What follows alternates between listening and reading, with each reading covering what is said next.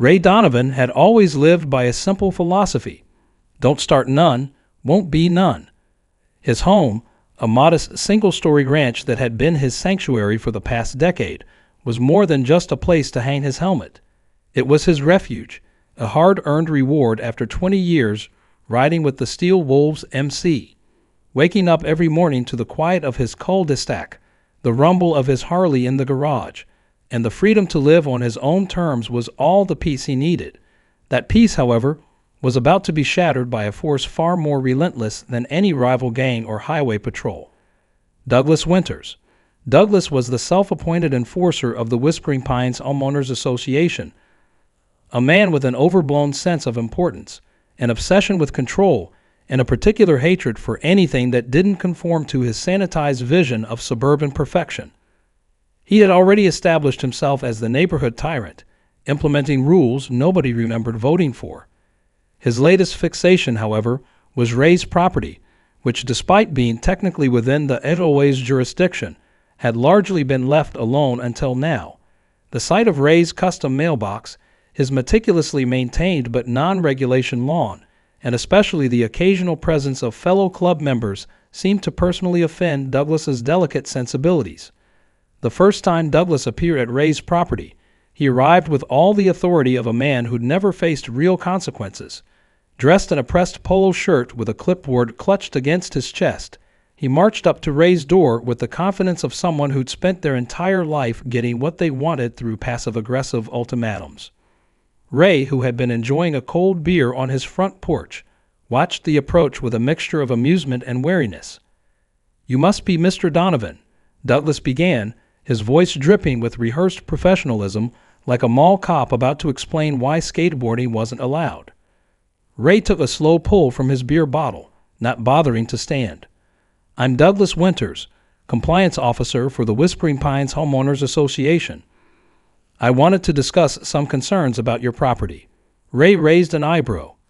"Concerns?" Douglas's smile remained fixed as a department store mannequin's. "Well, as I'm sure you're aware, all residences in Whispering Pines must adhere to certain community standards." Ray set his bottle down carefully, and Douglas continued, "We've received multiple complaints about various violations: the non-regulation mailbox, the unauthorized motorcycle parking, and certain visitors who don't reflect the family-friendly atmosphere we strive to maintain." Ray studied him for a moment, trying to determine if this pencil-necked bureaucrat was actually serious. The mailbox had been a gift from his club brothers, handcrafted steel with the Steel Wolves insignia.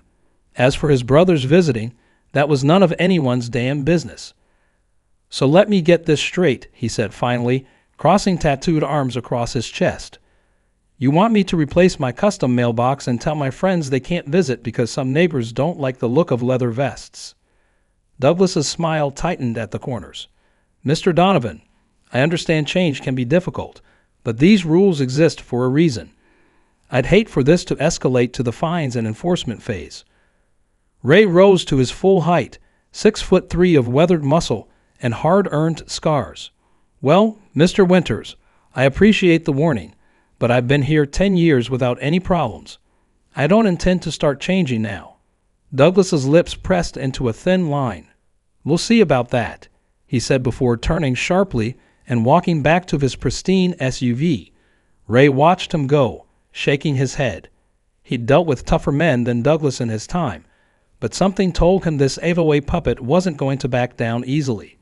The trouble began almost immediately after that interaction. First came the letters, formal violation notices on HOA letterhead demanding that he comply with community standards or face escalating penalties. Then came the daily drive-bys, Douglas's SUV crawling past Ray's house at all hours, documenting every perceived infraction with his smartphone.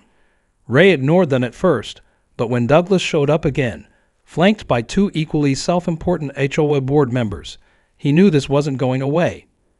Once again, Ray said from his doorway, his massive arms folded across his chest, "Mr. Donovan." Douglas greeted him with an exaggerated sigh, as if this was some tedious formality rather than a crusade he had personally initiated. "I was hoping we could handle this civilly, but you continue to ignore our notices." Ray remained silent, letting Douglas dig his own hole. As per HOA regulations, Douglas continued, handing Ray another document. All residents must maintain aesthetic consistency with neighborhood guidelines. We are prepared to take further action if necessary. Ray chuckled, shaking his head. Listen carefully. I'm not changing my mailbox. I'm not telling my friends they can't visit. And I'm sure as hell not going to be intimidated by a man who looks like he irons his underwear. Douglas's expression didn't falter, but one of the board members, a nervous-looking man with wire-rimmed glasses, interjected, "We've been documenting all infractions, Mr. Donovan. If you continue to remain non-compliant, there will be consequences." Ray's amusement vanished, his eyes hardening. "Consequences," he repeated quietly, the kind of quiet that made smarter men take a step back. "Well, you go ahead and do what you think you have to. I'll be doing the same." 2 weeks later, Ray received a certified letter stating that the HOA board had voted to impose the maximum fine allowed by their bylaws, $100 per day for each ongoing violation. They had identified 6 separate violations, meaning Ray was supposedly on the hook for $600 every day until he complied. Ray crumpled the letter and tossed it in the trash, but as a precaution, he called his club's lawyer, who confirmed what he already suspected. The HOA did technically have the authority to issue fines, but they couldn't legally enter his property or enforce collection without a court order. Ray decided to ignore the threats. Let them try to collect. That should have been the end of it, but as Ray would soon learn, Douglas wasn't the type to accept defeat. He had declared war, and he was prepared to fight dirty. The first sign that Douglas was escalating things came one Tuesday afternoon. Ray had just returned from a long ride with the club when he noticed something was wrong. His front door was ajar despite being certain he locked it before leaving.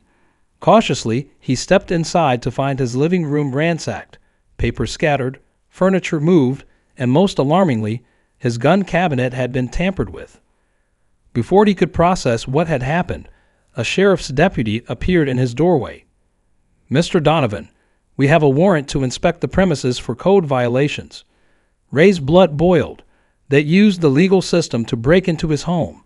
The deputy, looking uncomfortable, handed over a document explaining that the HOA had secured an administrative warrant based on supposed health and safety concerns. Behind the deputy stood Douglas, a smug smile plastered across his face. The inspection team consisted of Douglas, 2 other HOA board members, and a private contractor they claimed was a safety expert. They wandered through Ray's home, pointing out dozens of made-up violations while Douglas meticulously photographed everything. Ray stood silently seething, watching as they invaded his privacy with the thin veneer of legality. The deputy, at least, had the decency to look embarrassed. "I know this sucks," he muttered when Douglas was out of earshot. "Just following court orders." After they left, Ray immediately called his lawyer again. What they'd done wasn't just aggressive. It was potentially illegal. The administrative warrant shouldn't have allowed them to go through his personal belongings or open locked cabinets, but the damage was done, and Ray knew Douglas was just getting started.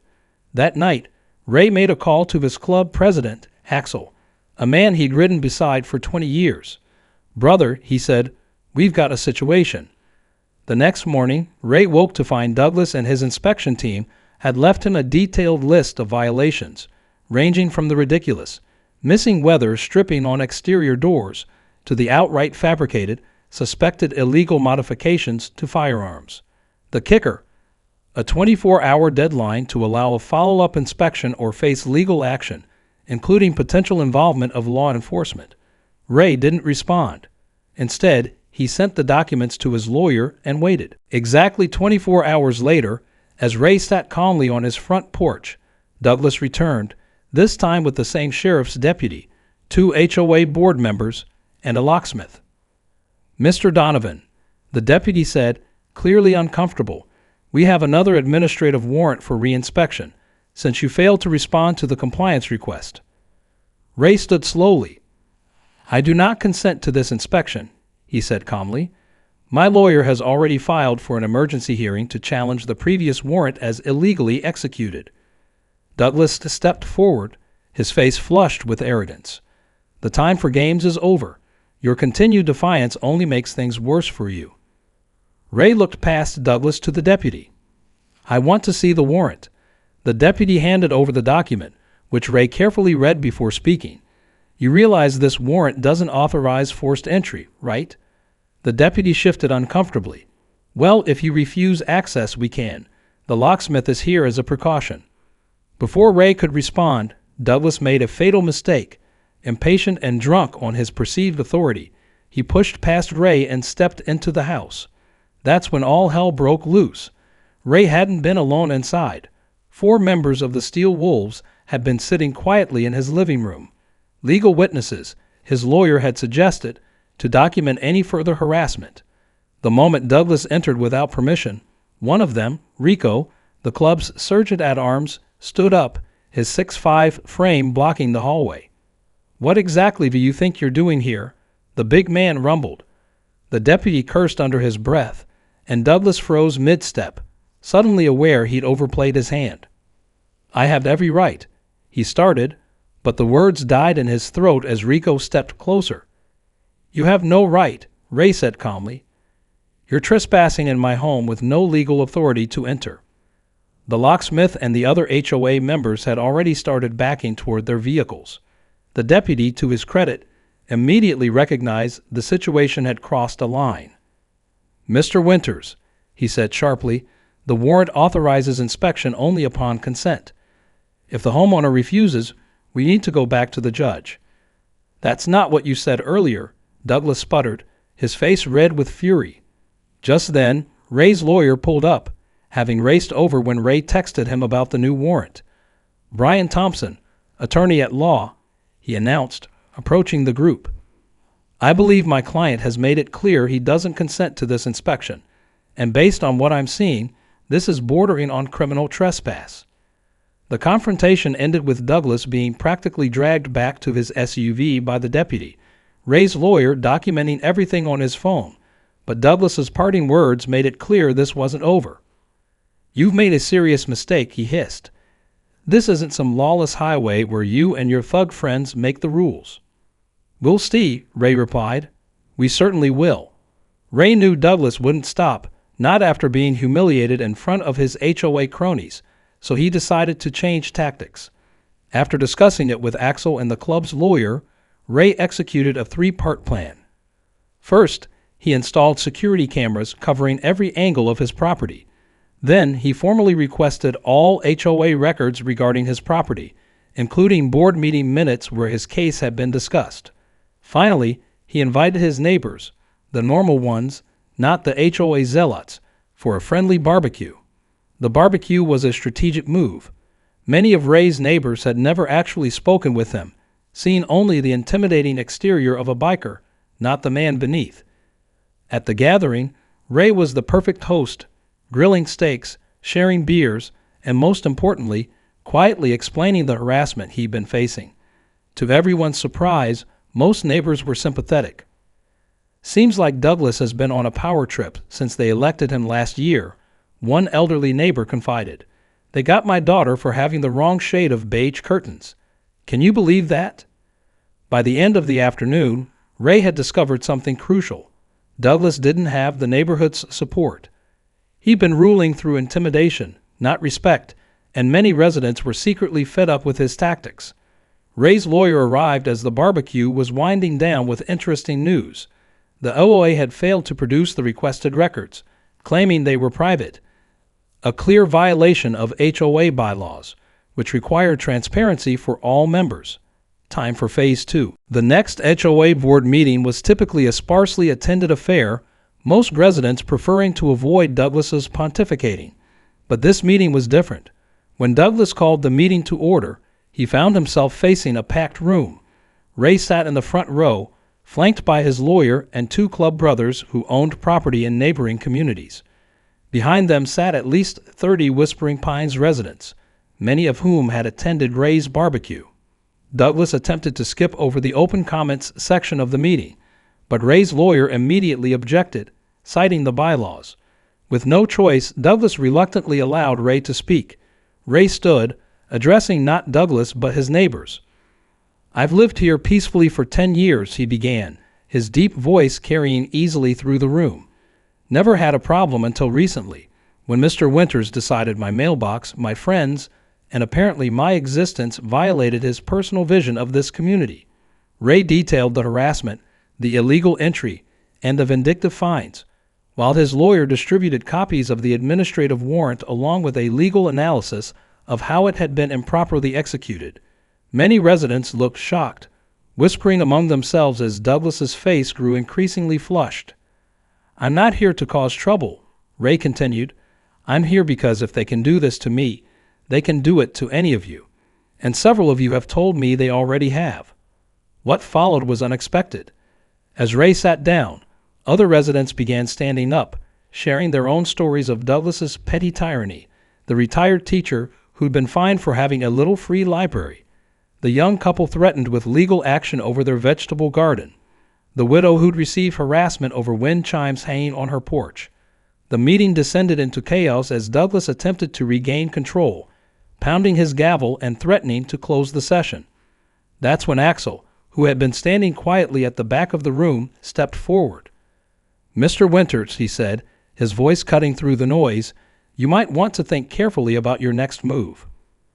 The club president didn't make any explicit threat. He didn't have to. His presence alone was a reminder that Ray wasn't isolated or vulnerable. Douglas's gavel, mid-air, slowly lowered as the reality of his situation began to dawn on him. The meeting ended with an unprecedented motion from the residents present, a vote of no confidence in the current HOA leadership. The bylaws allowed for immediate removal of board members with a 2/3 majority vote of attending members. Douglas and his allies watched in shock as nearly every hand in the room raised against them. By the end of the night, the entire board had been voted out, replaced by a coalition of longtime residents, including the retired teacher and, surprisingly, one of Ray's club brothers who owned a rental property in the neighborhood. But Ray wasn't finished. When Douglas slunk toward the exit, Ray intercepted him. "Listen carefully," he said, keeping his voice low. "I'm not pressing charges for the illegal entry this time. But if you ever come near my property again, if you so much as look in my direction, we're going to have a problem that goes beyond HOA bylaws. Do we understand each other?" Douglas, white-faced, nodded quickly before hurrying to his car. The final act of justice came 2 weeks later when Ray received an official letter from the new HOA board. All fines against his property had been rescinded, the complaints expunged from the record, and perhaps most satisfyingly, a formal apology was issued for the harassment he'd endured. The letter also included notice that the HOA had revised its bylaws, requiring a majority vote of all members, not just the board, before any fines could be imposed or legal action taken. To celebrate, Ray organized the biggest barbecue Whispering Pines had ever seen. His entire club showed up in full colors. Dozens of gleaming Harleys lined the cul-de-sac, and to everyone's amusement, a new community tradition was born. Rather than being afraid of the steel wolves, the neighbors embraced them. The club even adopted Whispering Pines for their community service initiatives, repairing the elderly residents' homes and organizing a Christmas toy drive. As for Douglas, he sold his house the following month. Rumor had it he moved to a managed apartment complex with no HOA at all. Ray kept his custom mailbox, of course, but added something new to his front yard. A small decorative sign that read, "Don't start none, won't be none." A reminder that sometimes justice wears leather instead of a suit. Ray never had another HOA problem. The new board operated with transparency and common sense, focusing on actual community needs rather than petty power trips. Occasionally, when new residents moved in, they'd hear the legend of the biker who stood up to the HOA tyrant and brought down his empire. It became neighborhood folklore, a cautionary tale about the dangers of overreaching authority. And every year on the anniversary of the infamous HOA meeting, Ray and his brothers would ride through Whispering Pines, revving their engines in a thunderous parade. The neighbors would come out waving and cheering, calling it the Freedom Ride, a celebration of the day they all remembered that communities are built on respect, not rules, and that sometimes it takes a man who lives by his own code to remind everyone what really matters.